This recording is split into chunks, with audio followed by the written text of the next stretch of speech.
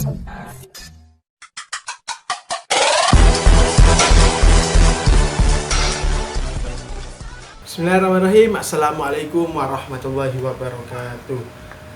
Alhamdulillah ya lislabi ulumil ulama wal ummatan binahjil ulama wassalatu wassalamu ala sayyidina Muhammad bin Abdullah amma ba'du.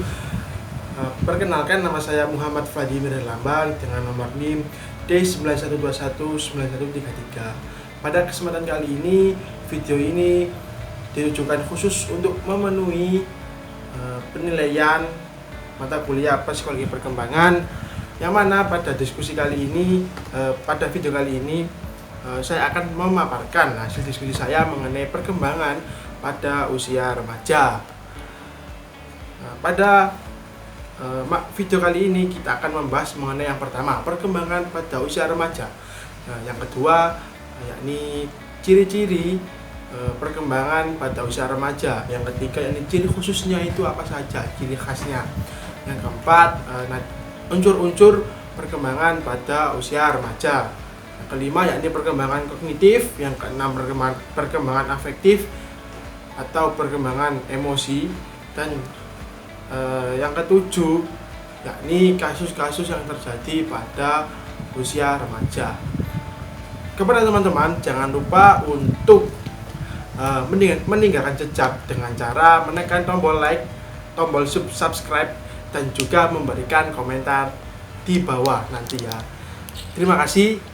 Jangan lupa untuk mengambil wudhu dan juga berdoa sebelum menonton tayangan ini. Terima kasih dan selamat menonton. Kembali lagi bersama saya teman-teman, Vladimir.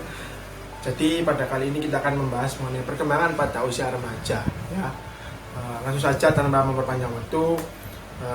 Pertama, yakni perkembangan pada remaja. Perkembangan dimaknai sebagai sebuah perubahan yang terjadi pada tubuh individu yang bersifat kualitatif atau psikologis ke arah yang lebih baik lagi dan berkesinambungan. Jadi perkembangan ini itu dimaksudkan untuk menjadikan diri manusia, diri remaja menjadi lebih baik lagi dari waktu ke waktu dengan cara mengkonstruksi pemahaman mereka dengan cara berkesinambungan dan berkelanjutan. Jadi istiqomah begitu ya. Kemudian kita akan menyebutkan bahwasannya perkembangan itu disesuaikan dengan budaya setempat, sehingga batasan umur yang terjadi pada usia remaja di Indonesia yakni umur 11 hingga 24 tahun. Dengan pertimbangan yang pertama, usia 11 merupakan usia awal di mana tanda-tanda sekunder mulai tampak. Kedua, yakni usia 11 tahun merupakan usia yang mencapai akil balik dalam masyarakat dan agama, sehingga mereka tidak diperlukan seperti anak-anak pada umumnya. Yang ketiga, yakni mulai terjadi proses penyempurnaan jiwa remaja seperti yang pertama, identitas ego, yang kedua, fase genital, perkembangan psikoseksual, yang ketiga, yakni puncak perkembangan kognitif maupun moral. Yang keempat adalah usia 24 tahun merupakan batas usia maksimal menggantungkan diri pada orang tua. Jadi dapat kita pahami bersama bahwasanya usia 11 hingga 24 tahun ini adalah usia batasan kita sebagai remaja. Usia batasan kita sudah tidak dianggap sebagai anak-anak lagi. Orang-orang di sekitar kita maksud saya, dan baik keluarga maupun masyarakat akan mendidik kita, akan memperlakukan kita sebagai anak-anak remaja pada umumnya. Dan usia 24 tahun adalah batas maksimal seseorang untuk menggantungkan diri pada orang tuanya, dengan artian mereka harus bisa hidup mandiri, mereka harus bisa sudah dapat mencari uang sendiri dan tidak meminta kepada orang tua. Seperti itu teman-teman. Selanjutnya kita akan membahas mengenai ciri-ciri remaja. Gunarsa dan Mapiare menjelaskan bahwasanya ciri-ciri remaja ini dibagi menjadi 3 fase. Fase yang pertama adalah fase remaja awal, yang kedua adalah fase remaja pertengahan, dan yang ketiga adalah fase remaja akhir. Yang pertama kita akan membahas di awal, yakni fase remaja awal, yang mana biasanya pada fase ini kita itu duduk di bangku sekolah menengah pertama atau sederajatnya dengan ciri-ciri sebagai berikut. Yang pertama, tidak stabil keadaannya, lebih emosional. Yang kedua, mempunyai banyak masalah. Yang ketiga, masa yang kritis. Yang keempat adalah mulai tertariknya kepada lawan jenis. Yang kelima, munculnya rasa kurang percaya diri. Dan yang keenam adalah suka mengembangkan pikiran baru, gelisah, suka berkhayal, dan suka menyendiri. Jadi pada fase remaja awal ini kita itu harus masih dalam tahap beradaptasi, sehingga banyak sekali masalah yang timbul yang tidak dapat kita pahami, emosi mudah meledak-meledak dan lain sebagainya. Karena apa? Karena ini adalah fase yang paling pertama seorang anak setelah lulus dari bangku sekolah dasar kemudian duduk di bangku sekolah menengah pertama itu akan melalui banyak sekali fase-fase. Salah satunya yakni yang paling sering kita pahami yakni emosi kita yang sering tidak terkontrol ya. Seperti itu teman-teman. Selanjutnya yakni kita akan membahas tentang masa remaja madya atau pertengahan. Biasanya fase ini itu ketika kita duduk di bangku sekolah menengah atas dan sederajatnya. Dengan ciri-ciri sebagai berikut. Yang pertama, sangat membutuhkan teman. Yang kedua, cenderung bersifat narsistik atau mencintai diri sendiri. Dan yang ketiga adalah berada dalam kondisi keresahan, kebingungan karena pertentangan yang sering terjadi dalam diri. Yang keempat yakni berkeinginan besar untuk mencoba segala hal yang baru yang belum diketahuinya. Dan yang kelima yakni keinginan menjelajah ke alam sekitar yang lebih luas. Pada fase ini, seorang remaja itu telah memiliki bekal dari sekolah menengah pertama, kemudian menginjakkan diri kepada sekolah menengah atas. Mereka sudah mulai perlahan-lahan mengerti dengan dirinya. Namun tidak semua mereka itu bisa mengerti tentang keadaan mereka sendiri. Bahwasanya kita berada di fase remaja, maksud saya seperti itu. Jadi pada fase remaja ini kita itu seringkali bergolak pada diri kita sendiri. Kita telah memiliki pemahaman sendiri kasarannya, tetapi kita harus mencoba untuk memahami realitas yang ada di sekitar kita, sehingga seringkali pemahaman kita dan juga pemahaman yang di sekitar kita itu berseberangan, sehingga menjadikan diri kita itu mulai penolakan dan sebagainya.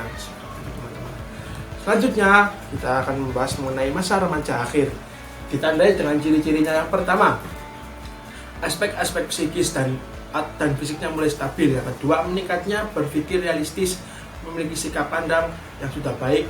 Yang ketiga, yakni lebih matang dalam cara menghadapi masalah.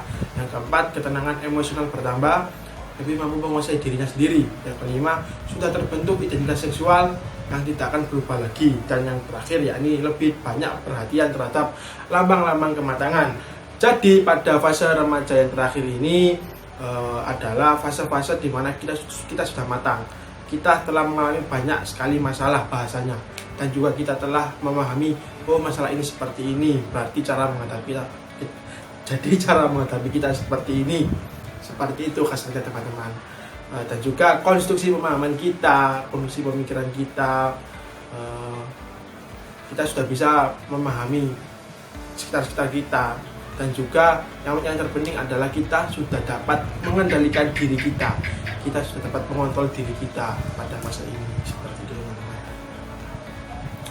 Kemudian ini adalah ciri khusus yang dituturkan oleh Blair, Jones, Ramsey, Mead, Dusek, dan Bisonki.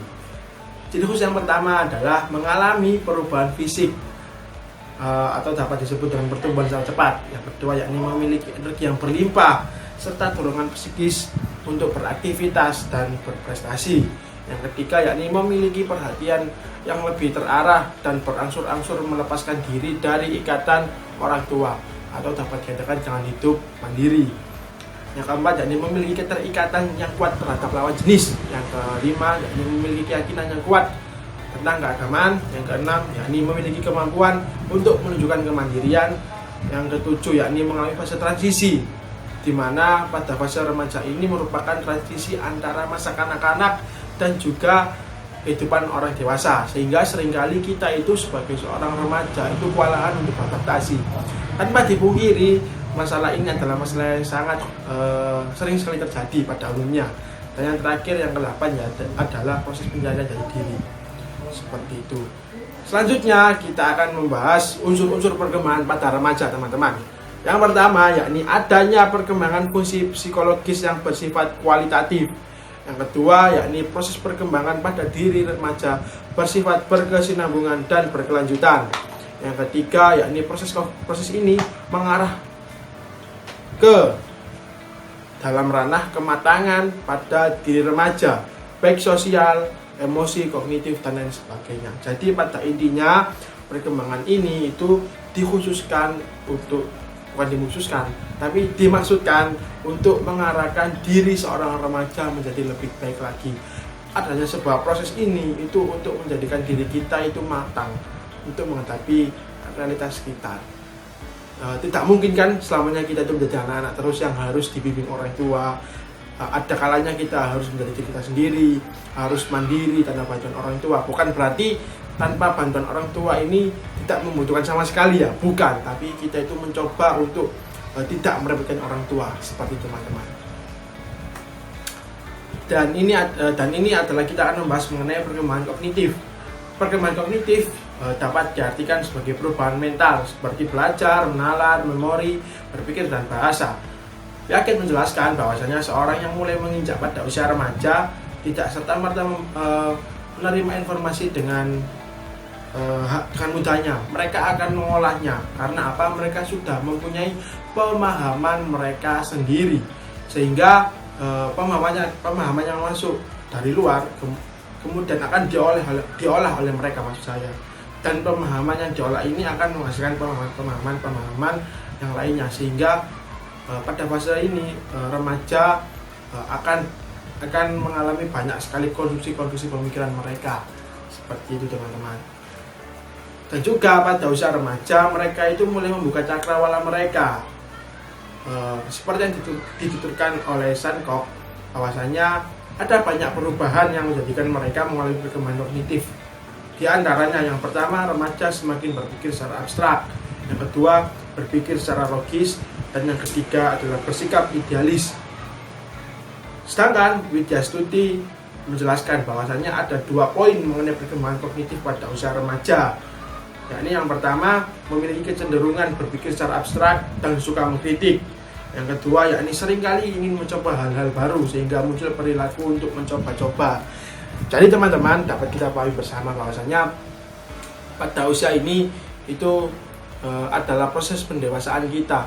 Jika dahulu ketika masa kanak-kanak ada pemahaman yang dari luar masuk ke dalam diri kita, itu kita akan menerima secara mentah-mentah dan memahaminya sudah selesai. Tapi ketika kita sudah jenjang remaja, itu kita akan melihat satu kasus dengan berbagai banyak perspektif, sehingga seringkali kita itu berpikir secara abstrak, menganalisa dan merekayasanya, seperti itu teman-teman. Selanjutnya yakni perkembangan emosi pada diri remaja. Ali dan Ansori menjelaskan bahwasanya perkembangan emosi seorang pada umumnya tampak jelas pada perubahan tingkah lakunya. Perkembangan emosi remaja juga demikian halnya. Kualitas atau fluktuasi gejala yang tampak dalam tingkah laku itu sangat bergantung pada tingkat fluktuasi emosi yang ada pada individu tersebut. Selain itu, Ali menjelaskan ada beberapa faktor yang mempengaruhinya. Yang pertama yakni perubahan jasmani, yang kedua adalah pola interaksi dengan orang tua, yang ketiga adalah pola interaksi dengan teman sebaya, yang keempat adalah perubahan pandangan dari luar, dan yang kelima adalah perubahan interaksi dengan sekolah. Jadi dapat kita pahami bahwasanya ada 2 hal yang menjadikan perkembangan faktor ini, yang menjadikan faktor-faktor perkembangan emosi pada diri remaja, atau yang dapat kita kerucutkan menjadi internal dan juga eksternal.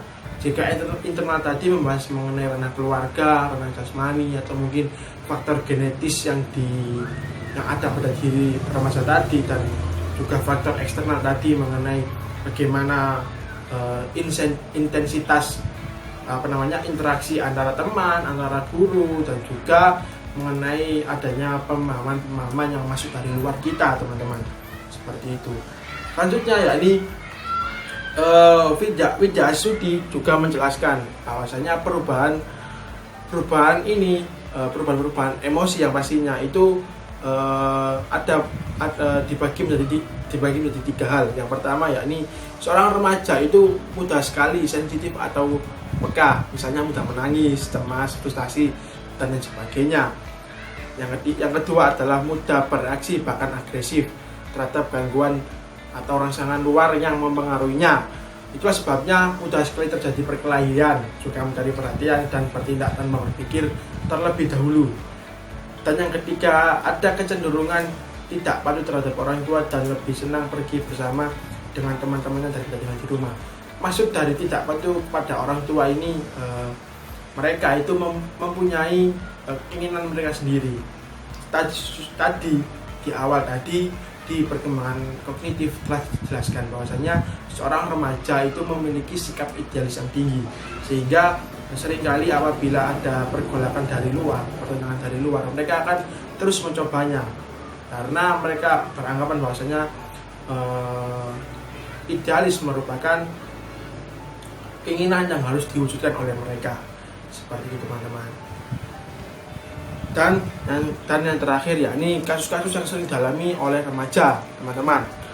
Seiring dengan dinamikanya yang terjadi pada usia remaja tanpa kita sadari, tanpa pula kita kita sadari juga ya, bahwasanya pasti akan ada masalah-masalah, pasti akan ada kasus-kasus yang akan bergelut dengan kita. Para pakar psikologi menjelaskan bahwasanya ada kasus-kasus yang sering dialami oleh remaja. Yang pertama, gangguan pola makan. Yang kedua, yakni depresi. Yang ketiga, ini yang paling bahaya teman-teman. Jangan sampai kalian semua seperti ini, yakni bunuh diri. Yang keempat adalah peer pressure. Maksud dari peer pressure ini seperti ini teman-teman, adanya gangguan dari teman sebaya. Misalkan saya, Vladimir, mempunyai pendapat bahwasanya saya tidak merokok, saya mempunyai tekad saya tidak mau merokok, dan teman saya adalah teman-teman yang merokok. Pasti mereka itu akan bahasanya itu akan memberikan tekanan. Aku nggak ngerokok Tamir, aku nggak gini ta. Nah, ini adalah bentuk peer pressure, dan seringkali pada usia remaja itu mereka itu ketika ada yang berbeda dengan mereka itu tidak segan-segan untuk menjauhinya. Lah, seperti ini teman-teman. Jangan sampai seperti ini ya. Karena ini akan mengganggu mental dari teman-teman kalian. Ini akan mengganggu psikis yang ada pada diri teman-teman kalian. Yang kelima yakni kasus pada pemanfaatan gadget. Memang gadget ini itu memiliki banyak sekali manfaat teman-teman. Tanpa disadari, gadget ini juga memiliki banyak sekali kelemahan. Salah satunya yakni kita akan menjadi kecanduan. Dan juga akan menjadikan diri kita lupa terhadap kewajiban-kewajiban kita dalam hal belajar atau mungkin teman-teman yang mempunyai amanat di organisasi akan melalaikan, karena dalam gadget ini juga banyak sekali game-game atau fitur-fitur yang tersedia untuk menyenangkan para penggunanya teman-teman, seperti itu. Dan yang keenam ini adalah bullying. Sering sekali korban bullying. Mungkin antara peer pressure, kemudian depresi dan kasus-kasus yang di atas sebelum bullying ini sering berkaitan teman-teman, karena pada usia-usia remaja ini adalah fase-fase yang penting juga, fase-fase yang transisi yang sangat sakral lah, bahasa seperti itu, yang sangat penting juga.